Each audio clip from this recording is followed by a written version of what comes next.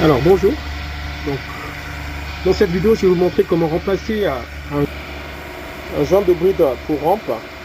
Donc là on va dévisser les trois vis autour du brûleur ici. Voilà. Donc l'idée ça va être de remplacer le joint de brûleur ici, donc le joint de rampe. Donc on démonte la rampe. Donc ça c'est le brûleur, ce qu'on appelle brûleur. Ensuite on va venir extraire, voilà, vous voyez le joint il est complètement cassé. Donc on va virer le joint, voilà, qui s'effrite carrément à peine touché, au toucher. Donc après on va venir passer un simple coup de nettoyage sans passer de brosse, sans gratter, juste légèrement avec un chiffon si nécessaire. Voilà.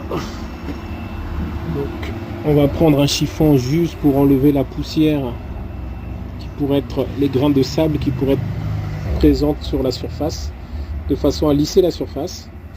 Ensuite on va récupérer le joint, le nouveau joint de l'équipement fourni par le fabricant, donc joint de rampe, pour la version V14. Donc c'est la version de la chaudière. Voilà, on va venir positionner le joint comme c'est dans cette figure, comme c'est le cas ici. Après, pareil, on va venir déposer.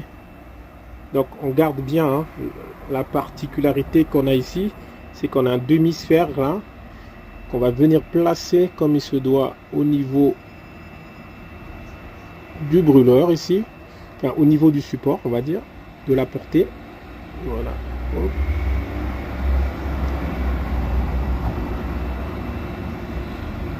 Comme il faut. Voilà. Et là on peut remettre les visseries.